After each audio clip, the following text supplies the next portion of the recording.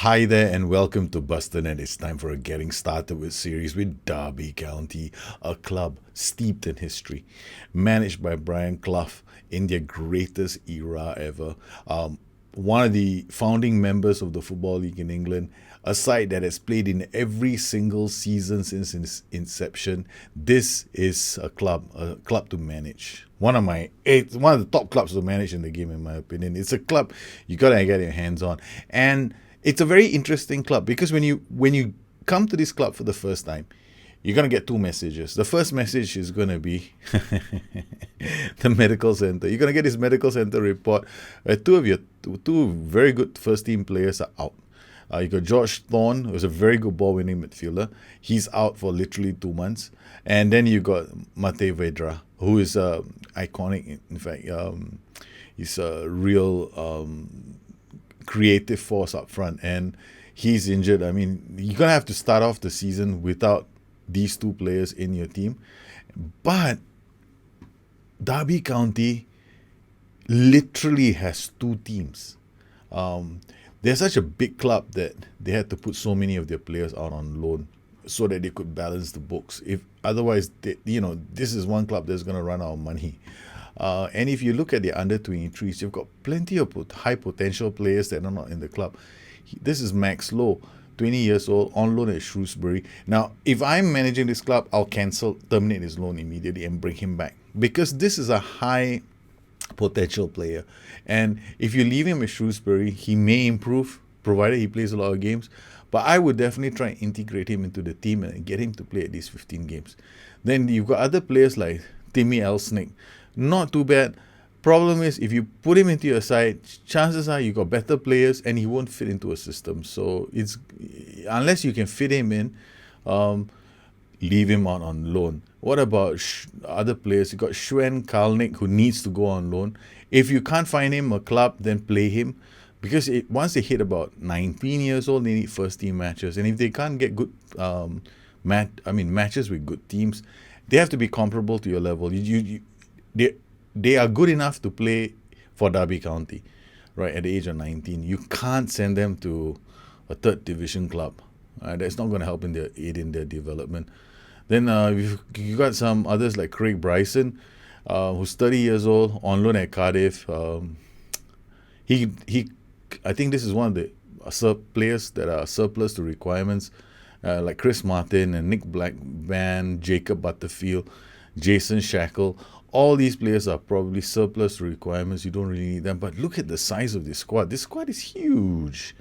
I mean, and financially, they're okay, because they're in terms of, by putting the players out on loan, they manage to control the wage budget. And these are things that you might want to think about. So if I was managing this club, I'll bring Max Lowe back. I'll probably try and bring Timmy back, but I can't guarantee that I'll be playing him. This Callum McDonald, I've come across this player before, and I've tried to integrate him. I think I've even used him in some of my clubs. I bought him over. It's because this guy has got decent attributes. I mean, he's got low determination, which stands out in this particular save of mine. It's another player that has to go out and play, because I don't use editors, so I do not know what their value is. But when you see something like this, 2 stars, 3, and potentially 4, this means that this guy could be as good as a 4-star player or just a 3-star player. Now, when you see something like this, it means that this guy is not even close to playing to his full potential. So these guys have got lots of potential, especially this Max Lowe. Max Lowe is a 5-star, potentially. Now, if he doesn't play games with a comparable team, he will never get his 5th star. So if you have to, I think of it in that way. So I will play them in my squad, in my club, and give them enough games. And I always notice one thing: the current ability will eventually come close to their potential ability. It doesn't mean that they get all the attributes in the right places. It just means that you're maximizing their development, which is something that you really need to do, especially when you run the danger, which is very possible with a club that is so big. You run the danger of stalling the players' development, which is something you really want to avoid, especially when you think about the fact that Derby County have got to be considered one of the favourites to get promoted. So how do we check that out? Just go to your squad, go to the Sky Bet Championship, and if you go to your season preview, you'll notice that Derby County is up there among the clubs that should get promoted, or at least be in with a shout. So Aston Villa and Wolves are definitely top favourites, and then you've got Middlesbrough, Norwich. So these are the three top favourites to go through, and then you got the rest fighting their way through. But honestly, I don't see any reason why Derby can't get promoted. They've got a strong squad. You just have to manage it. So let's talk about the rest of the squad. Now, whenever I go through any team, yes, I will look at determination, I'll look at work rate, I'll look at bravery. That's true. Okay, but let's try and simplify the process, because I've had lots of requests, and I've seen a lot of game saves from other people, and I think that sometimes we make the mistake of looking at every single attribute. Every single attribute, you have to think about it in relation to a certain transition or a certain condition in the game. So if you're looking at defenders, you have to simplify the whole process. I've written about it in the book. You simplify the whole process. You think about defending from crosses, for example. Find out what's strong. Because when we watch a game, you hear the commentators talking about this team doesn't deal with crosses very well, or the team, they don't defend corners very well. Now, it's this kind of information that you need to know about your team, not something general like, we've got low determination, or we've got poor positioning. How does that affect your team? That's what you really need to do. So here, what I typically will do is I'll just go straight into the defenders, and I'll jump in positioning, right? So I've got 14, yeah, okay, fine. So most of my players are 14, 12, 13, 15, fine. Then if you look at the average for the championship is about 14 to 15.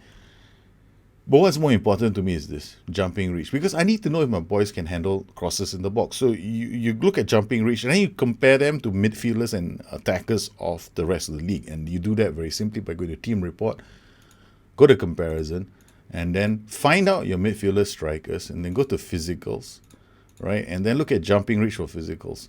Now, the rest of the league is at 12. So if your defenders are 16, that's not too bad. That means in open play, because you don't expect the central defender to end up in your box in open play, right? So it doesn't make any bloody sense. So 12, fine. Most of the strikers in the championship are short farts. We can live with that. Look at that. You jump in, yeah, that game is shorter. So it's like, wow, 14.67. That's the Nottingham Forest. So they got real tall giants as strikers. But having said that, you've got a nimble, fast team that's not very tall, so you can't expect to cross a lot of balls into the box.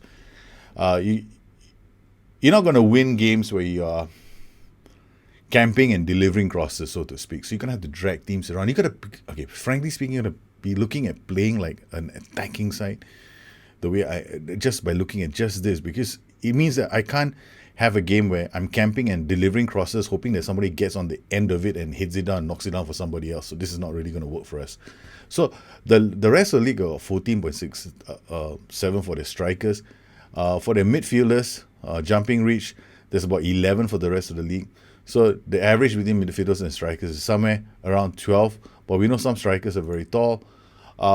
14. So our defenders 16. That's fantastic. Your boys can deal with crosses inside the box. Going forward, your strikers aren't that fantastic, so they got to play the ball on the ground or into space. So and then this is the Abe Lincoln Method. So basically, in a nutshell, it tells you that I haven't seen something like this in a long time. Okay, so it's a lot of greens. So you've got a lot of green means bloody well, this is good. So let's not dwell on this too long. So we know that for our defenders, they're pretty strong in the air. We can play a low block. When you see something like this, it tells me straight away I can play a low block. I can draw teams in, defend the box. I can defend from crosses. I've got options. I can definitely play with a low block. So I definitely can try and hit teams on the break. So this is the first piece of good news that we got. And then we look at the positioning. Not too bad. I mean, positioning here, you're going to have to compare to midfielders and attackers off the ball, right? So positioning doesn't look so bad. I mean, I'm looking at 14, 15. It should be fine.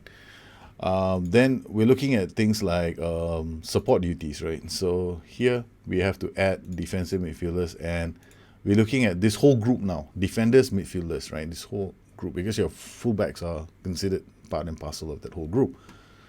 Here, once again, we look at positioning. Overall, not too bad because your defenders are mixed in here. We draw the defenders, we see positioning 14, 13, 13, 12, 15, 13. Okay, that's not too bad for midfielders. Means this team, but you look at the names in this team. You got players like Joe Ledley, right? We've got Bradley Johnson, Tom Huddleston. I mean, these guys, if they don't have these seriously, these guys historically are pretty good. The only weak player here, I won't say he's weak, but he's slow. Is Tom Huddleston. This team has got a solid spine. So positioning, not too bad. Off the ball, fairly okay. Tom Huddleston, at his age, I don't really expect him to be running all over the place. So 9 is fine. I mean, then we know that he's Carriero material, not a box-to-box midfielder, not a playmaker. Carriero is about the best we can do with him. Mazzala is out. So you need roles that are not that you. The reason why off the ball is important is if you want to have creators in your side. It isn't about passing decision and vision only. It's about if they don't have good OTB, then you can't find them. You know, just go stand there. People are moving the ball around the place, and he just, dude, I got slow. I got no off the ball, man. What am I gonna do? So this, if you got low off the ball, seriously, you got to be very prepared because I've seen some saves where they've got playmakers and they've got a whole bunch of people around them and they go like, I can't create goals. And I'm looking at the OTB and I'm going like, yeah, why? Because your creators are not allowing others to find them in space. Because if your player can't get into space, then what's the point of having another player in the team with passing decision vision of 20? Seriously, if he can't go into space, no pass in the world. Lionel Messi couldn't find him. So, right. So this is the reason why the two attributes that you look at are OTB and positioning. That's it. If you want to do a very quick analysis of your team, these are the two attributes you zoom in on. So I zoom in on these two first. Okay, we've done that. Now, that means my midfield is not bad. They can go up and attack. They can go and support. They can come in and defend because most of them are like that. Reti, this is very quick. This is the fastest I've ever seen worked with a team before. All right, now we go to the guys up top, right? Again here, we're looking at OTB. Okay, all of them not too bad. But now we're going to look at one other category. I don't think I have it here because these are all for support duties. So the positioning, we can forget positioning. This is out. So we don't really care about positioning. We're looking at OTB only. You can find them with passes. Their first touch is not too bad. Not everybody's got great first touch in the championship anyway. But this is what I'm looking for, acceleration. Right, so first touch tells me they got average first touch, but they are reasonably fast. Look at this. Andy Weyman, he's injured. Okay, and then we've got Cameron Jerome, the striker, 14. This is decent acceleration. It's pretty good. Work rate, look at this. Andy Weyman, he'll work. He's like a player on steroids. 17 for a work rate. He will run around until he dies. So, excuse me. I'm sorry for saying that. It's a terrible thing to say. I do apologize. It's a horrible thing to say. Okay. Concentration, forget it. Anticipation, forget. Determination is solid. Teamwork is okay. Bravery, we don't care about bravery. But I have this in here only because sometimes I want them to come in and defend. But seriously, with the backline being so solid, you don't have to worry about this. Okay, done. So what I can tell from here is that you got a reasonably fast side. Now, when I went to the Ass Man, had a little chat with the Ass Man because you have when you go into the tactics page for the first time, you'll see something there and you click on it and says ask assistant to give you feedback, right? Feedback came right from he came out with this tactic, and I was thinking to myself, he has a point. I would definitely play this. Why? Okay, returnings to your players. There is somebody in your side that I was immediately drawn to, and this player is gonna be a team I'm gonna build a tactic around. And he's a defender, and I shall look for this acceleration. I didn't look at this attribute. I just saw his name, Marcus Olsen. Acceleration 17. First touch is not that fantastic, 11. Okay, his positioning is only average 12, so I know that I can't really depend on him to defend. His bravery is nice, so we really know he's not going to come back and really chop into a tackle, but he definitely can get away. He can deliver across. He's not too bad. He's got really good stamina. and his natural fitness is 16. He already has the player trait, gets forward wherever possible. Look at this. When you have a player like this, it gets forward wherever possible. It literally means he's on attack duty permanently, right? So you might as well use him.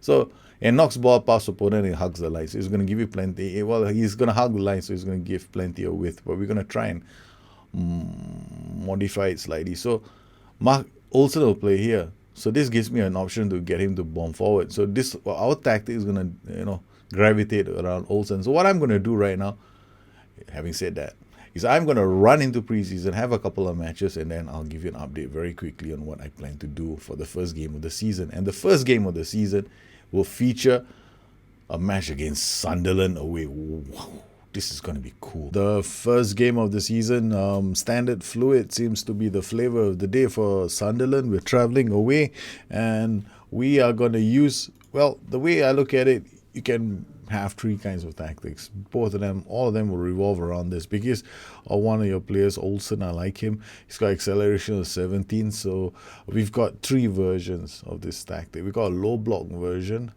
here. Essentially, we're depending on these two to get away, with Lawrence looking for passes from them in deeper positions. Huddleston will do that, and he'll be pumping balls, from deep.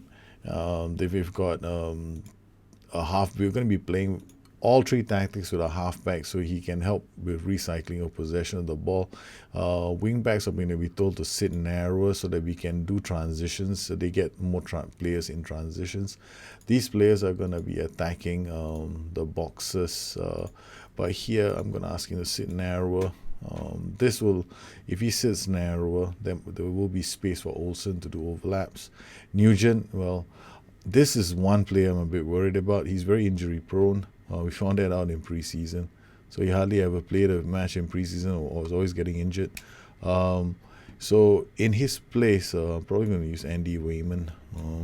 So as far as the players, I didn't manage preseason. I let the ass man do it. So I just gave him this tactic. It seemed like I gave him a more conservative tactic. This was the version I gave to him, but I want to see whether they find it a bit challenging. They won most of the games. They drew to two teams, European teams, and well, I can't complain. Here, okay, so I'll run through the three tactics. This is one of the more aggressive tactics, which has got a lot of movement. Here the wingbacks can overload the flank by overlapping. He's playing as a wingback on attack. Then we've got I haven't really done any PIs with this yet. I tend to do them when I see games, but chances are I'm going to leave this alone. But here, if I'm going to be playing with a high line, I will tell this player to close down less, and I'll tell him to close down less too, just to make sure that we don't overcommit in terms of the defensive transitions. Then halfback, ball-winning midfielder, few risky dribble less, shoot less often, carry a little, close down more, tackle harder, mark tighter, fewer risky passes. Attacking playmaker, told to sit down narrow, close down much more, mark tighter, and tackle harder. Then we got wing on attack, tackle harder, mark tighter, fewer risky passes, close down much more. We got a DLF on support, dribble less, tackle harder, mark tighter, pass it short to move into channels and close down much more. So this is the first version of tactic. Played out defense, ball into box, use offside trap, prevent shot goalkeeper distribution, and pass into space when you need it, right? So I don't pass into space, if you guys haven't figured it out, I don't leave it on all the time. When I think that the team is attacking me, giving me a lot of space, then I'll use it. Otherwise, it's a switch for me. The second tactic we have is a low block version. Here we have tackle harder on these guys and close down more. Tackle harder and close down more. Do you expect them to end up in these positions, these two players, some of the time? But because they drop deeper, there's space that's going to be left for us to explore. We got a halfback who's been told to tackle harder, few risky passes. A DLP on support, more direct, more risky passes. Ball-winning midfielder, simple game. Attacking playmaker, sit narrow, close down much less. Winger, close down much less. This guy has also been told to close down much less. In all of them, distribute the centre backs and take short kicks is the order of the day for the goalkeeper. And the final tactic, this is more like a balanced version of the tactic. I don't think there's very much different. There's very much different from this tactic to this tactic. This is the second version. This is when teams give me space to attack. I'll be turning to this tactic. This is a fullback on attack, sit narrow, run wide with ball, few risky passes, shoot less often. Run wide with ball, sit narrow, a few risky passes. Basically almost the same thing. The difference, one is a wing back, one is a halfback. One is a wing back, one is a fullback. Here we've got attacking playmaker. I'm going to tell this attacking playmaker to sit narrower. Mark tighter, tackle harder. Then I'm going to tell this guy to tackle harder, mark tighter. So he's going to be, they're both going to be putting pressure on the back line. Here, this guy is mark tighter, tackle harder, few risky passes. And then we got a Mazzala here. He'll be told to close down more. And we got Carrello, who's going to be told to close down more. So this is a basically like we'll be playing like a high block. So we've got a high block version. We've got two high block versions. One is with a lot of movement, and one which is when teams are going to give us space. So you can use quite a few tactics here, and all of them revolve around the 4-3-3. So this is the team that I've basically, I mean, more or less, I like Chris Bate because Chris Bate, he's not very fast. His acceleration is 9. His position is okay. He can play as we're going to play him as a halfback. Keogh, Davis, Wisdom, Olsen. They've got Ledley and Huddleston. There's so many players in this team. You can play Bradley Johnson as well as a Carrello. Then we've got Cameron Jerome. Ikechi Anya is injured, so he's not gonna be featured. Then got Casey Palmer, who's on loan, another half decent player. Got Jamie Hansen, also a good player. So seriously, I mean, we're gonna struggle to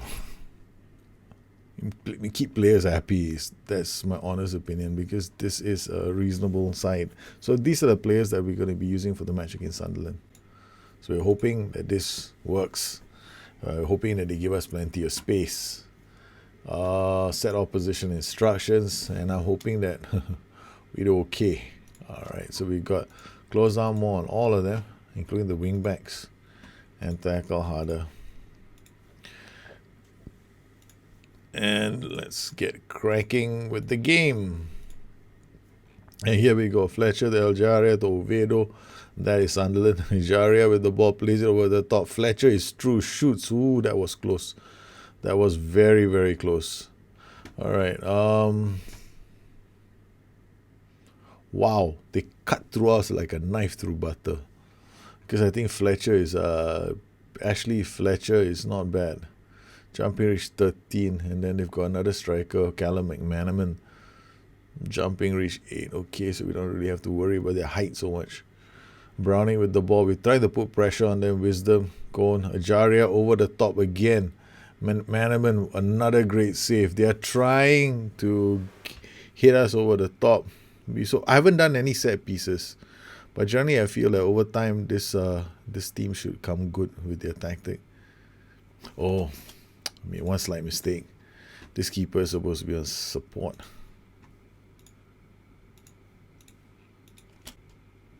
Olsen with the ball, plays it to Tom Huddleston, plays it out wide. We know, it was good movement. Jaria to McManaman, through to Fletcher. Fletcher plays it out to Oviedo. Keogh is they actually blocked it pretty well. Still, no light at the end of the tunnel for us. Mazzala, Carrello. Okay, we're going to change the combination. I'm going to go to this. This is a slightly more aggressive central midfield version of the tactic. And we're also going to pass into space. 40 minutes. Okay, the possession numbers seem to be improving slightly for us. Oviedo to Catamol, to Ajaria, to Fletcher, to Browning, and it's a goal for Callum McManaman.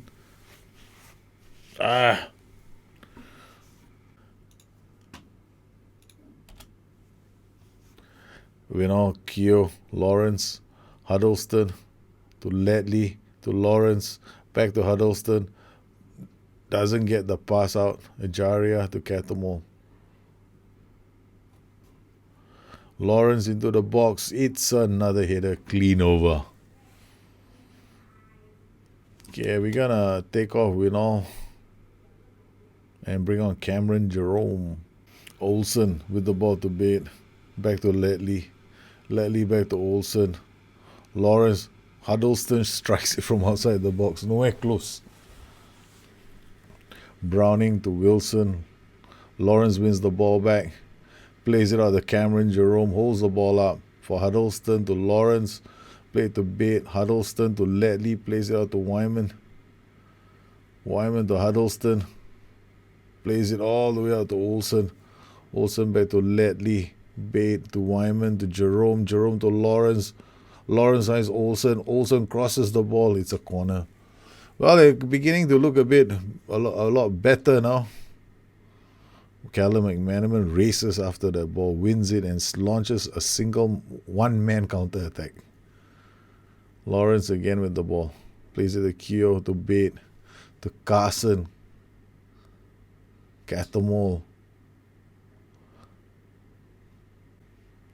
Lawrence into the box. And we get ourselves back into this match. It's 1-1. Sunderland 1, Derby County 1. I have not changed the set pieces. These are default set pieces, if you are wondering. O'Shea to Wilson. Galloway to O'Shea. To Browning. And, it's Browning into space. And it's cleared. Lawrence looks up, finds Jerome. Jerome to Wyman. To Huddleston. Huddleston to Lawrence. Out to Wisdom. Wisdom finds Wyman. Crossing it. Huddleston. And it's a second goal. Derby County 2. Sunderland 1. We have shown faith in the boys. Well, definitely I think I'm happier with this version because we needed bite in midfield. They dropped back. Ajaria dropped back, so we were able to they changed their tactic actually, so we were able to exert some control in midfield. They kind of won the midfield battle, so to speak. Ledley to Bade out to Lawrence, back to Ledley. This is a bit more aggressive in midfield, so it might work better for us. Well, that's it. Derby have won, pretty decent.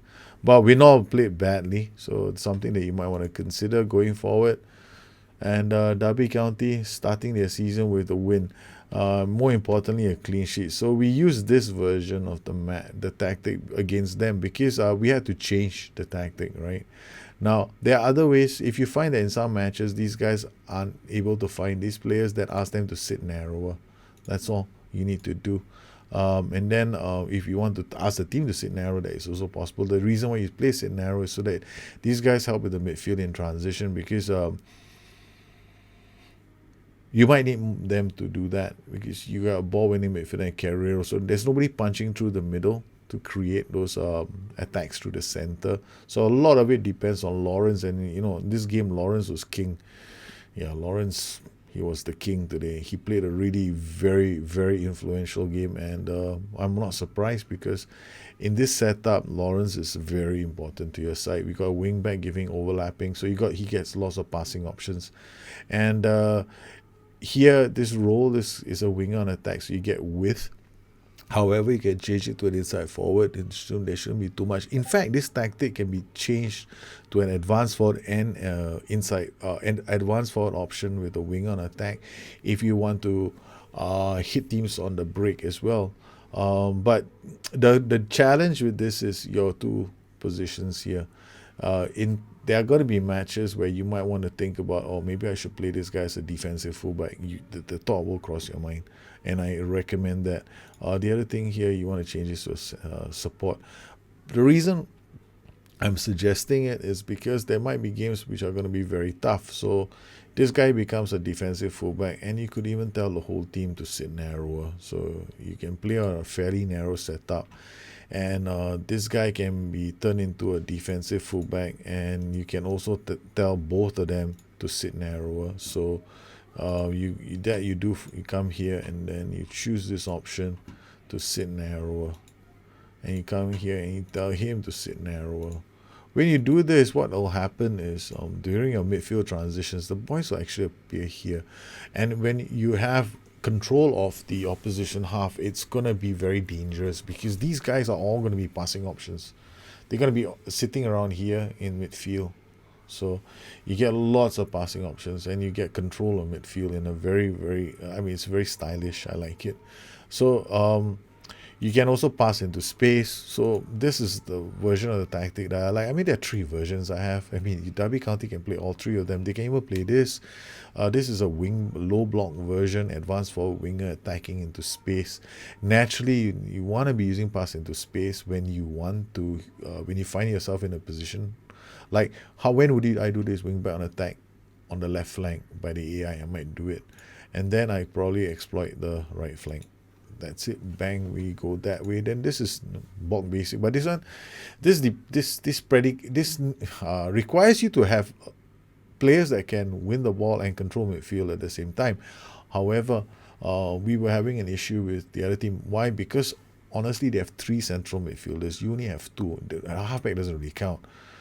So these two were being outmuscled by their three in midfield, so they never really saw the ball because they're not really aggressive. I mean, even if you got the close down more instruction, they were not doing enough to control midfield. So when we changed to the carrier and the ball winning midfielder, things changed.